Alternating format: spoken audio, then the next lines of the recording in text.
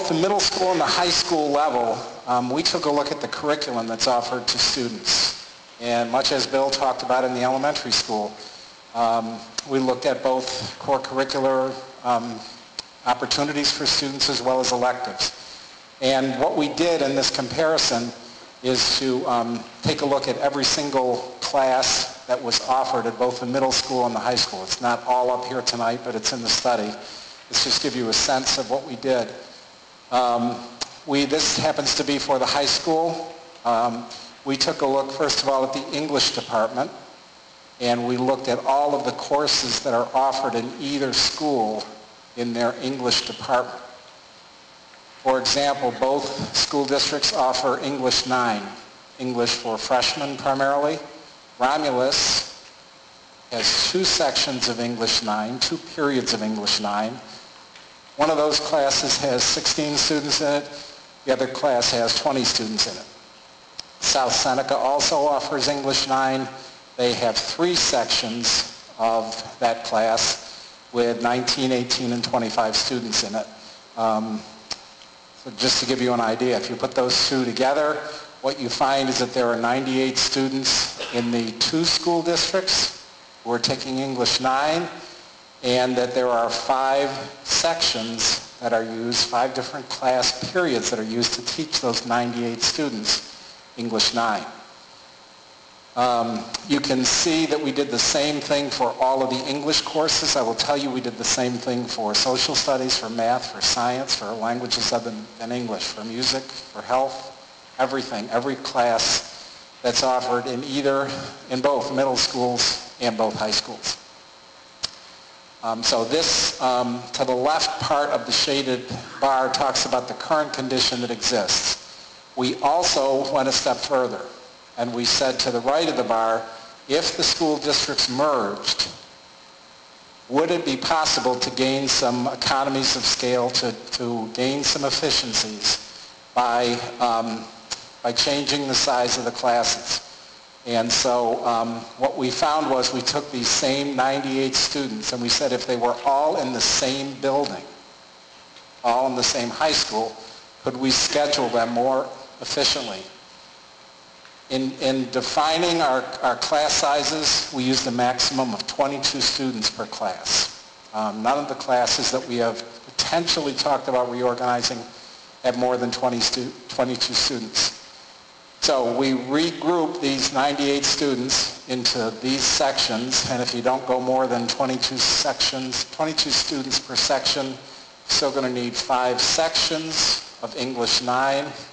Our enrollments may be a little more balanced, but you're still going to need the same 5 sections here that we had over here before the merger, so we really don't save any sections.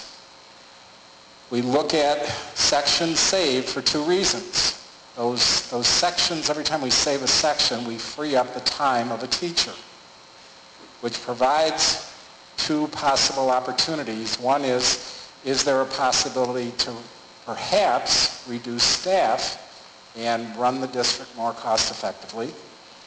On the other hand, when there are times of teacher times freed up, are there the opportunities to offer the students more classes, more electives, a broader and richer high school curriculum? So those are the 2 things that we look at when we look at this whole notion that there are, across the high school, if the districts merge, you could, with all of this calculation that's done in here, you could actually have 5 fewer sections of English, no section larger than 22 students. I took a little bit more time on that, so hopefully you understand that. That concept we're going to talk about a couple of different times as we go through the presentation. But we did that for every single class at the high schools and every single class at the middle schools to see if there were sections that could be freed up. One of our finding number 11, is that if in fact there was a merger of the 2 school districts, it would be possible to offer all the high school classes that are currently available in both districts and reduce some staff positions while maintaining 22 students per class as a maximum. We also find the same thing if we look at the middle schools. Again, we're a little careful of our detail in this presentation. We have 70 slides, by the way, so that's why we're not doing everything, but the result is the same. So what this means is that all of the classes that are currently offered in Romulus High School, we believe, could continue to be offered. All of the classes that are currently offered in South Seneca, we believe, could continue to be offered to both students. And you would, in addition to that, not only have every class that's currently available, but we've got some extra sections that could be either reductions in staff or more opportunities, more courses for the students. As we looked at, this is kind of our summary chart, as we looked at that whole idea that we could have 5 fewer sections of English, the example that I just walked you through, if you look at all of the other areas, again, without me going through all that detail, these are the sections that could be saved in English and social studies and math and science. We believe that it's reasonable to assume that across the high school, we could save 55 sections of courses, 55 periods of courses. And still, every class, even if it's only got 3 or 4 kids in it, 7 or 8 kids in it, every class that's currently offered would continue to be offered, no matter what its enrollment was. And we could still believe that we could have 55 free sections in the high schools. We looked at the types of diplomas that the 2 districts' students receive over the last 4 years, 2011 through, from 2008 through 2011. And what we've done is look at the numbers of, total numbers of graduates, how many of the graduates got Regents diplomas, how many of them got advanced designation on their diplomas, how many people dropped out, and we've compared the 2 districts in terms of their diploma types for this 4-year period. And we certainly can go through all of the numbers, but what we find is that there's much more similarity between the 2 districts than there are differences in terms of what their students achieve. Having said that, we did notice that Romulus tends to have more students scoring at the mastery level and have a few more students graduating with Regents diplomas with an advanced designation. But again, we don't believe that that difference is very significant.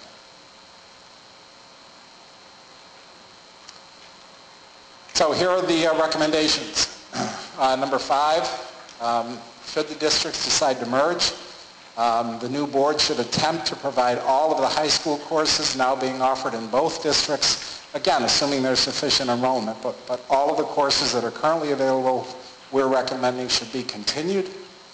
And recommendation number 6, given all of those sections that I've talked about as being freed up, we are recommending that not only should current courses be continued, but that the board and the administration should look to develop more elective courses for students at the high school level. The next recommendation, recommendation number 7, is that Bill talked about the examination at the elementary school level that we did with the student performance on the 3rd through the 8th grade state tests. And he talked about them being pretty similar. We also did the analysis on the middle school performance on those tests, and again, we found them to be fairly similar.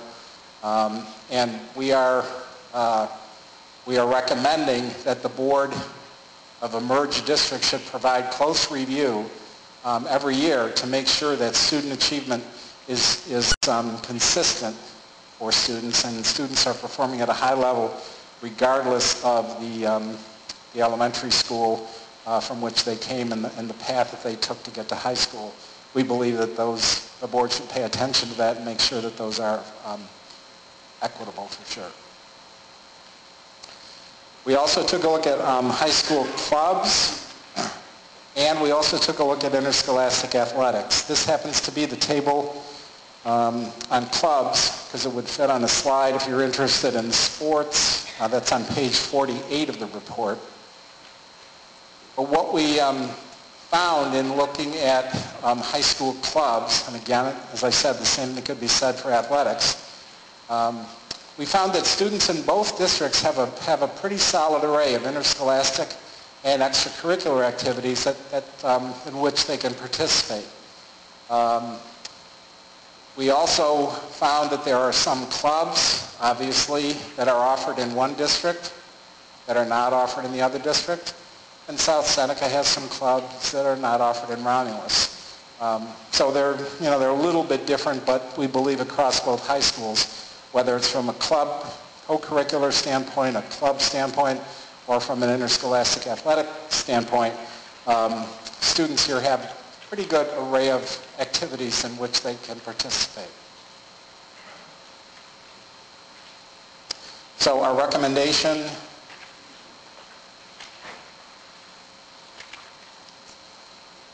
with respect to extracurriculars, in a merged district, the new board and administration should attempt to provide all of the extracurricular programs now being offered in both districts. So we're saying the same thing about extracurricular activities that we said about the curriculum. Everything that is offered in both districts would be available to the students in a merged middle school and high school.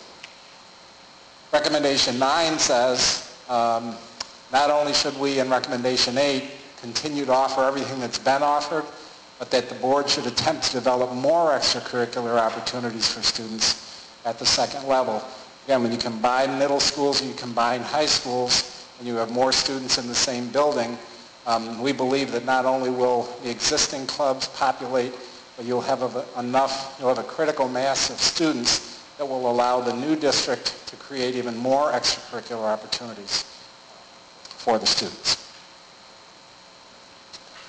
And at this time, I'm going to turn it back to Bill. And just to be clear, as we approach this study, we realize that every Board of Education, like your two boards, gets involved in these studies for a couple of reasons, one of which is you want to maintain educational opportunities for young people and perhaps enhance those as a result of a merger, as well as you are very concerned with the tax load on your local residents. So I think what Ellen just mentioned really spoke to being able to try to offer, continue offering the good broad basic programs, curricular and extracurricular that you currently offer, as well as perhaps possibly expanding it under a merger scenario. So